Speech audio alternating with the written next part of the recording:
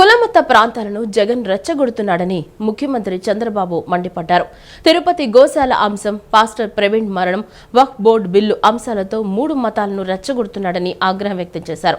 వైఎస్ఆర్సీపీ నేతల రాజకీయ కుట్రలను ప్రజాక్షేత్రంలో ఎండకడుతూనే మనం తీసుకున్న నిర్ణయాల్లో ఎలాంటి గందరగోళం లేకుండా చూసుకోవాలని మంత్రులకు స్పష్టం చేశారు. సచివాలయంలో మంత్రివర్గ సమావేశం అనంతరం సీఎం చంద్రబాబు మంత్రులతో తాజా రాజకీయ పరిణామాలు, వివిధ అంశాలపై చర్చించారు. కుల మత ప్రాంతాలను జగన్ రెచ్చగొడుతున్నాడని సీఎం మండిపడ్డారు. తిరుపతి గోశాల అంశం, పాస్టర్ ప్రవీణ్ మరణం, వక్ఫ్ బోర్డు బిల్లు అంశాలతో మూడు మతాలను రెచ్చగొడుతున్నాడని ఆగ్రహం వ్యక్తం చేశారు. జగన్ వైఖరి ఎలా ఉందో కళ్ల ముందు కనిపిస్తోందన్న సీఎం ఆ కుట్రలను సమర్థవంతంగా తిప్పికొడుతూనే ప్రజలను చైతన్యపరచాలని మంత్రులకు చెప్పారు. అధికారుల అవినీతిపై తరచూ చర్చ జరుగుతూ ఉండటం సీఎం చంద్రబాబు కేబినెట్లో ప్రస్తావించారు. రాజకీయంగా అంతా బాగానే ఉన్నా అధికారుల స్థాయిలో ఈ తరహా చర్చలు సరికాదని స్పష్టం చేశారు. ఏ శాఖ పరిధిలోని మంత్రులు ఆ శాఖ అంశాలపై పూర్తి అప్రమత్తంగా ఉండాలని సూచించారు. బ్యూరోక్రసీలో అవినీతిపై ఈ మధ్య ఎక్కువగా చర్చకు వచ్చిన విషయాన్ని ప్రస్తావించారు. మనం తీసుకునే రాజకీయ నిర్ణయాల్లో ఎలాంటి గందరగోళం ఉండకూడదని మంత్రులకు సీఎం చంద్రబాబు సూచించారు. ప్రజలకు ఏది మంచో అదే నిర్ణయాన్ని మనం తీసుకుంటున్నామని వెల్లడించారు. వైఎస్ఆర్సీపీ వక్ఫ్ బోర్డు బిల్లు అంశంలో మూడు రకాలుగా వ్యవహరించిందని తెలిపారు. పార్లమెంటులో ఒకలా, రాజ్యసభలో మరోలా, కోర్టులో మరోలా వ్యవహరించిందని ధ్వజమెత్తారు. వైఎస్ఆర్సీపీ నేతల రాజకీయ కుట్రలను ప్రజాక్షేత్రంలో ఎండకడుతూనే మనం తీసుకున్న నిర్ణయాల్లో ఎలాంటి గందరగోళం లేకుండా చూసుకోవాలని మంత్రులకు స్పష్టం చేశారు. అభివృద్ధిలో రాష్ట్రాన్ని దేశంలోనే తొలి స్థానంలో నిలపడమే లక్ష్యమన్న సీఎం చంద్రబాబు తాను ముఖ్యమంత్రిగా ప్రయాణం మొదలుపెట్టిన రోజులను గుర్తు చేసుకున్నారు. అప్పట్లో బెంగళూరు తొలి స్థానంలో ఉండగా హైదరాబాద్ రెండో స్థానంలోకి తీసుకువచ్చామని అన్నారు. అప్పట్లో తాము తీసుకున్న నిర్ణయాలు, అభివృద్ధి కార్యక్రమాల కారణంగానే నేడు హైదరాబాదు అన్ని రంగాల్లో ముందుందని అన్నారు. వృద్ధి రేటులో ఇప్పుడు ఏపీ రెండో స్థానంలో ఉందని, దీన్ని తొలి స్థానానికి తీసుకువెళ్తామని సీఎం చంద్రబాబు స్పష్టం చేశారు. ప్రభుత్వ కళాశాలల్లో చదివే విద్యార్థులకు మార్కులు తక్కువ వస్తాయన్న అపోహను తొలగించి స్టేట్ రికార్డులు కొల్లగొట్టిన విద్యార్థులే ప్రభుత్వానికి బ్రాండ్ అంబాసిడర్లని ఏపీ విద్యాశాఖ మంత్రి నారా లోకేష్ కొనియాడారు. ప్రభుత్వ కాలేజీల్లో చదివి టాపర్లుగా నిలిచిన విద్యార్థులను షైనింగ్ స్టార్స్ పేరిట మంత్రి లోకేష్ సన్మానించారు. పేదరికం వల్ల ప్రతిభ ఉన్న ఏ విద్యార్థి విద్యకు దూరం కాకూడదని మంత్రి చెప్పారు. అలాంటి వారిని ప్రభుత్వం అన్ని విధాలా ఆదుకుంటుందని భరోసా ఇచ్చారు. ప్రభుత్వ కాలేజీలో చదివి ఇంటర్ పరీక్షల్లో టాపర్లుగా నిలిచిన 52 మంది విద్యార్థులను విద్యాశాఖ మంత్రి నారా లోకేష్ సన్మానించారు. వారికి ల్యాప్టాప్లు అందించారు. ఈ సందర్భంగా మాట్లాడిన ఆయన పేదరికం కారణంగా విద్యార్థులు చదువుకు దూరం కాకూడదని అన్నారు. ప్రభుత్వ స్కూళ్లు, కాలేజీల్లో చదివితే మంచి మార్కులు రావనే ముద్రను ఈ విద్యార్థులు చెరిపేశారని నారా లోకేష్ అన్నారు. చాలా మందికి స్ఫూర్తిగా నిలిచారని కొనియాడారు. ప్రైవేటు పాఠశాలలు అన్ని రిజల్ట్స్ వచ్చిన తర్వాత 1, 2 అంటూ యాడ్స్ ఇస్తారని, ప్రైవేటు పాఠశాలలకు పోటీగా ప్రభుత్వ పాఠశాలలు కూడా ఇలాంటి ప్రకటనలు ఇవ్వాలని అన్నారు.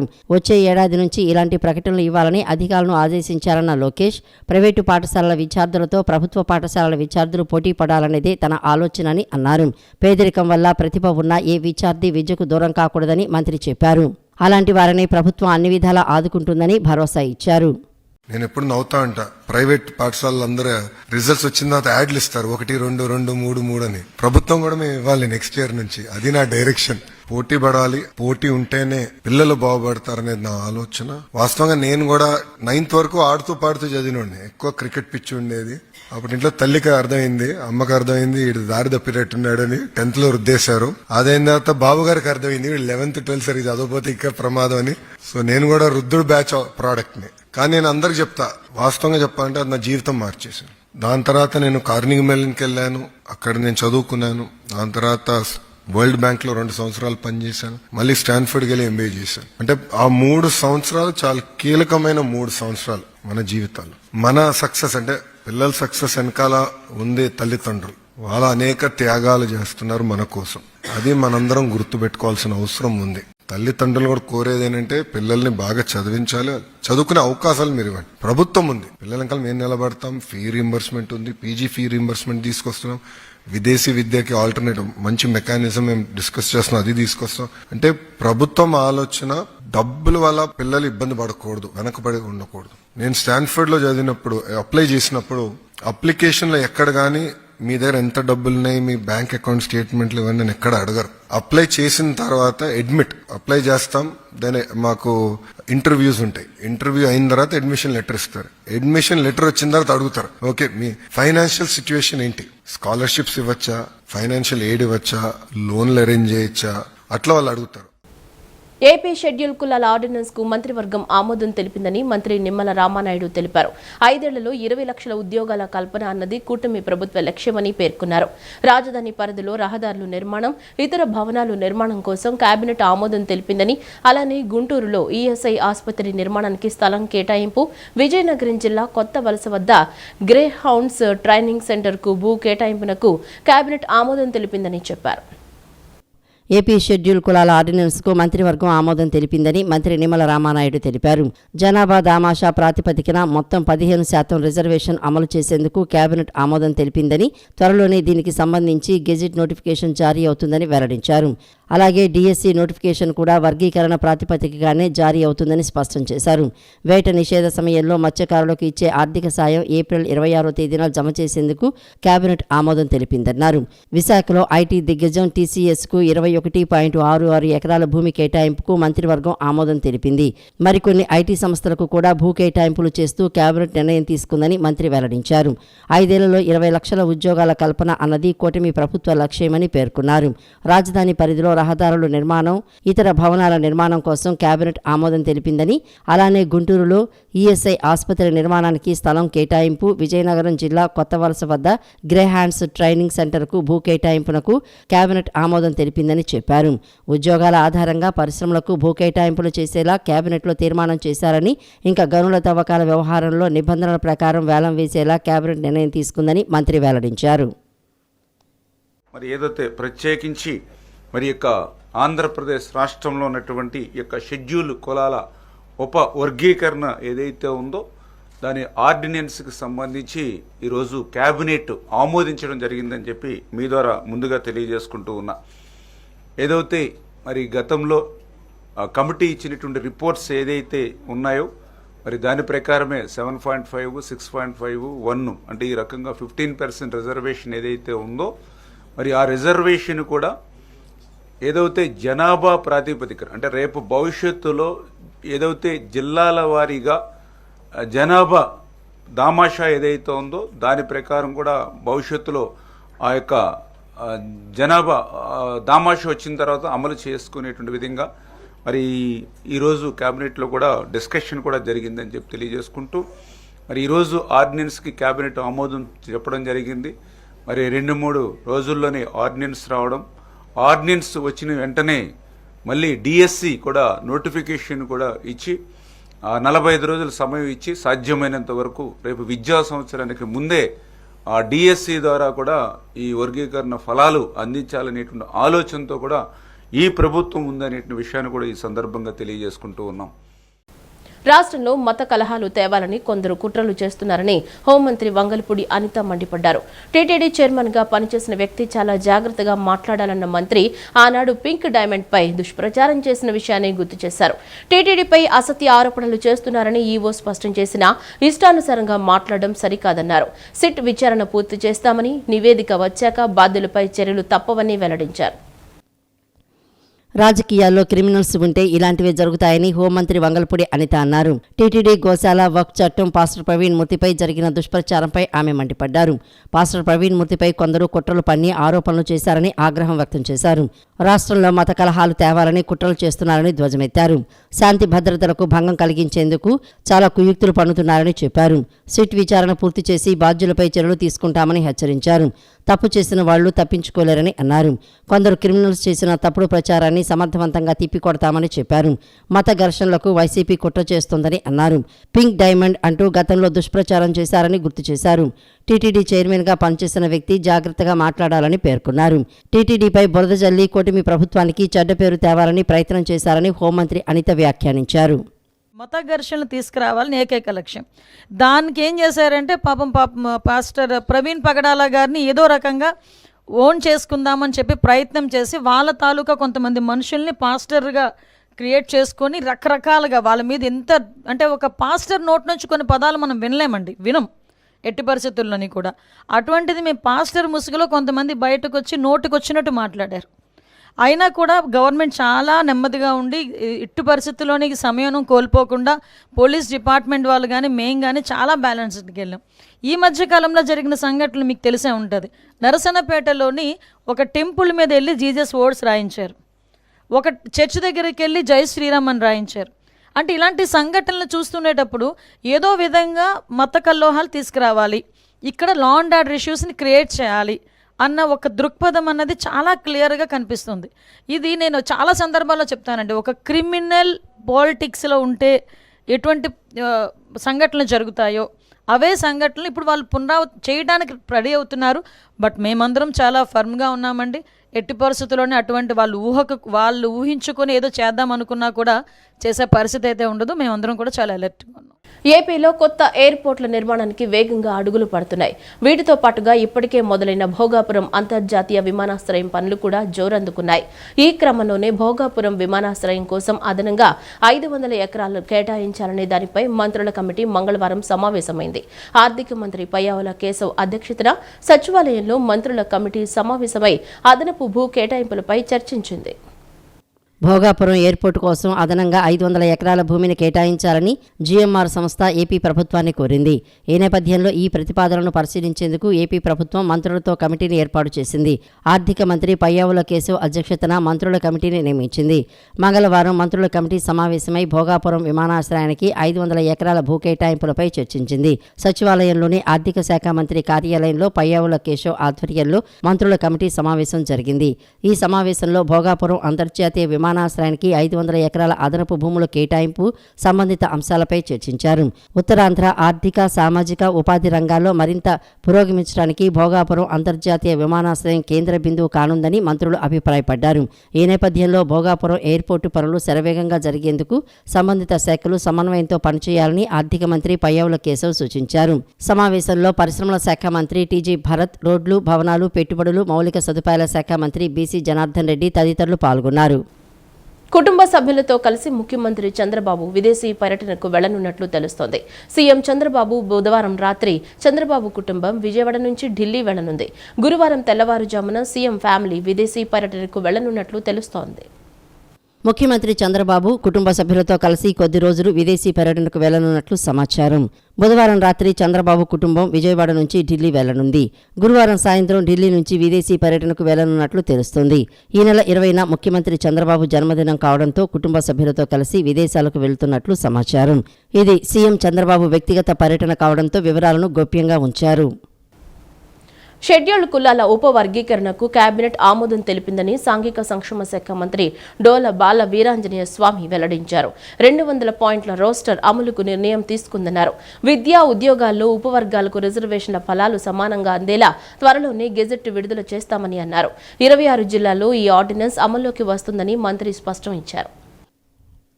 ఎస్సీ ఉపవర్గీకరణకు కేబినెట్ ఆమోదం తెలిపిందని మంత్రి డోలా బాలవీరాంజనేయ స్వామి తెలిపారు. ఎస్సీ ఉపవర్గీకరణలో 200 పాయింట్ల రోస్టర్ అమలుకు కేబినెట్ నిర్ణయం తీసుకుందని చెప్పారు. విద్యా, ఉద్యోగాల్లో రిజర్వేషన్ల ఫలాలు సమానంగా అందేలా చర్యలు తీసుకుంటామని అన్నారు. ఎస్సీ ఉపవర్గీకరణ కింద గ్రూప్ 1లో 12 ఉపకులాలకు 1% రిజర్వేషన్ రానుందన్నారు. గ్రూప్ 2లో 18 ఉపకులాలకు 6.5% రిజర్వేషన్ అమలు కానుందని చెప్పారు. గ్రూప్ 3లో 29 ఉపకులాలకు 7.5% రిజర్వేషన్ వర్తించనుందన్నారు. అన్ని జిల్లాలో ఈ ఆర్డినెన్స్ అమల్లోకి వస్తుందని తెలియజేశారు. షెడ్యూల్ కులాల్లో ఉన్నటువంటి ఉపకులాల మధ్య ఉన్నటువంటి అంతరాలను సరిచేసుకుంటూ వివిధ ఉపకులాల మధ్య ఏకీకృత మరియు సమానమైన పురోగతి కోసం ఉపవర్గీకరణ అమలు చేయడానికి ముసాయిదా ఆర్డినెన్స్ ప్రతిపాదనను రాష్ట్ర కేబినెట్ ఈ రోజు ఆమోదించడం జరిగింది. ఇది ఉపవర్గీకరణ అమలు చేయడానికి ఏప్రిల్ 15, 2028 మంత్రివర్గ సమావేశంలో ఆర్డినెన్స్ కు ఆమోదం లభించింది.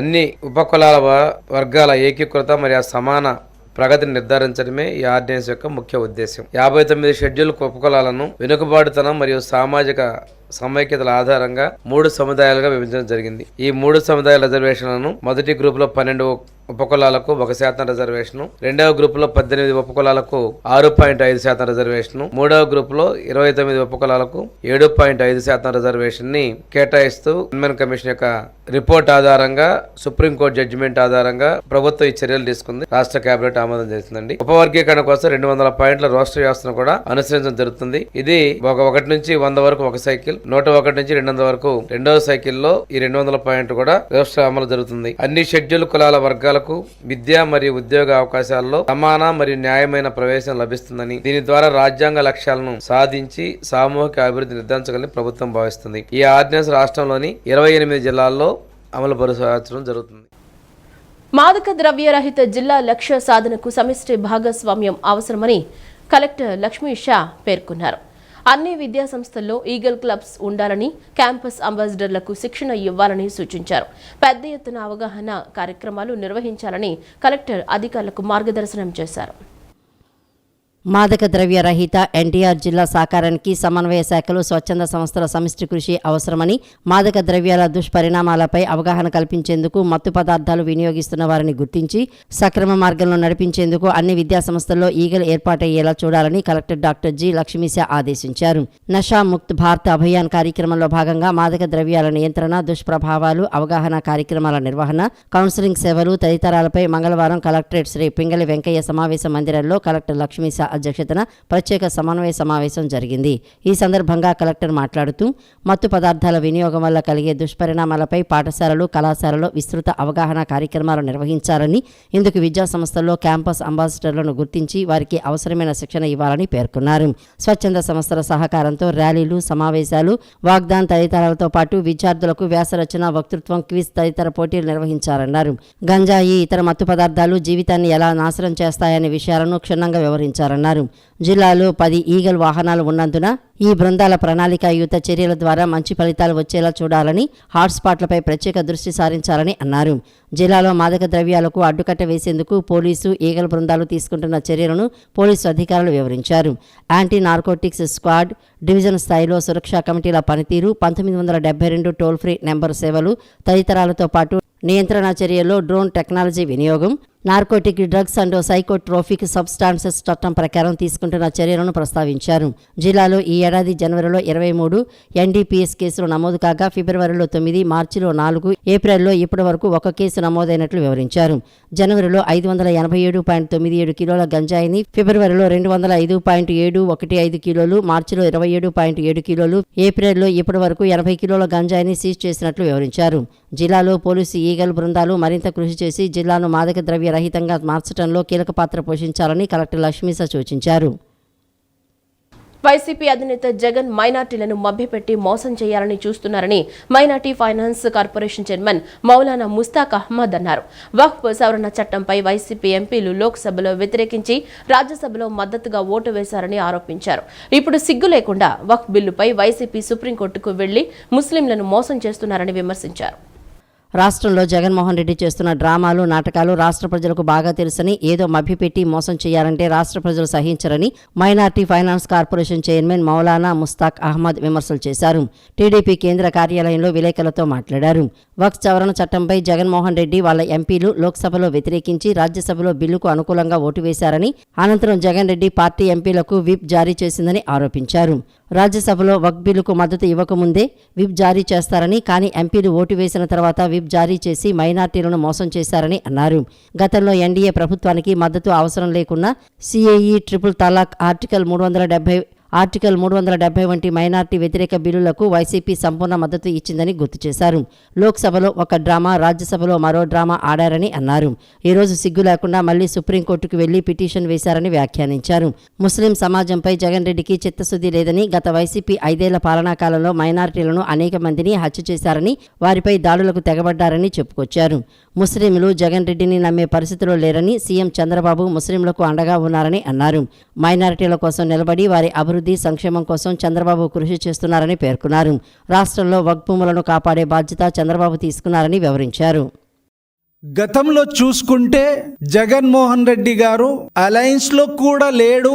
ఆ సమయంలో సిఏఏ, ఎన్ఆర్సి, అదే విధంగా తలాక్ బిల్, అదే విధంగా ఆర్టికల్ 370 అన్ని బిల్లులకి బేషరతుగా మద్దతు ఇవ్వడం జరిగింది. లోక్సభలో ఒక డ్రామా, రాజ్యసభలో ఒక నాటకం, మళ్ళీ సుప్రీంకోర్టుకి వెళ్లారు సిగ్గు లేకుండా. సుప్రీంకోర్టుకి వెళ్లి వక్ఫ్ అమెండ్మెంట్ యాక్ట్ కి వ్యతిరేకంగా సుప్రీంకోర్టుకి వెళ్లి ముస్లిం సమాజానికి మోసం చేయాలని ముఖ్య ఉద్దేశంతో, ముస్లిం పట్ల ఎటువంటి జగన్మోహన్ రెడ్డికి చిత్తశుద్ధి లేదు.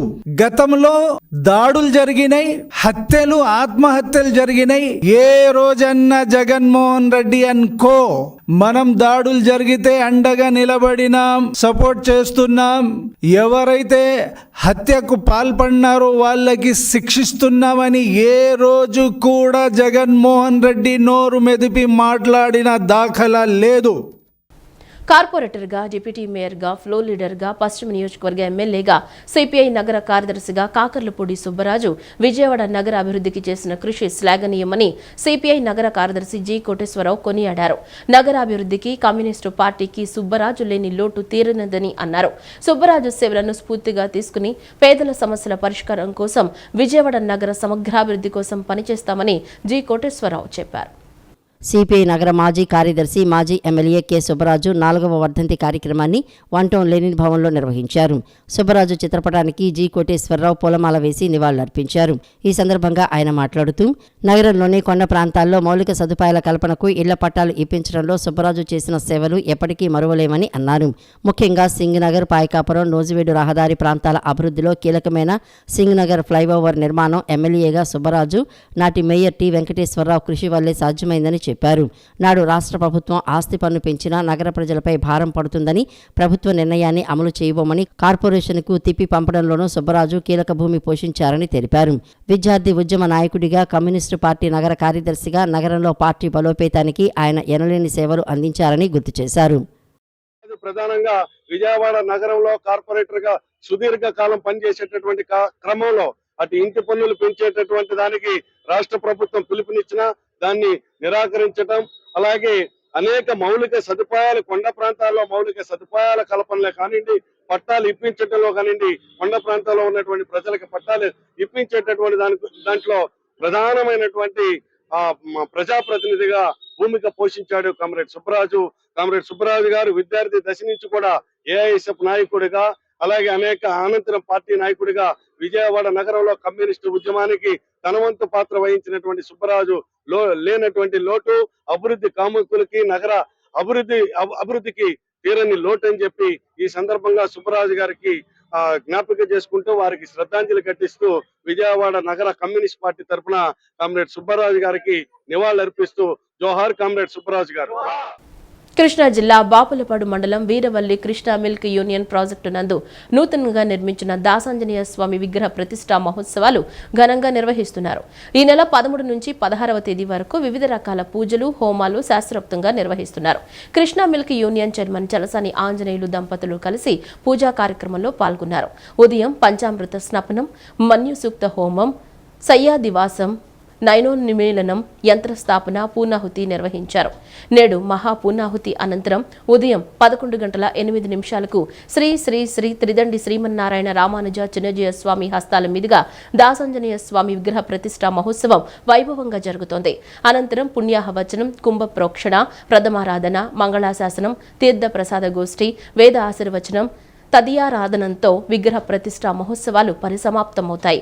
ఈ కార్యక్రమంలో పెద్ద ఎత్తున పాడి రైతులు, కృష్ణా యూనియన్ పాలకవర్గం, మిల్క్ ఫ్యాక్టరీ ఉద్యోగులు, సిబ్బంది, వివిధ గ్రామాల ప్రజలు పెద్ద ఎత్తున పాల్గొంటారు. ఈ వార్తలు ఇంతటితో సమాప్తం. నమస్కారం.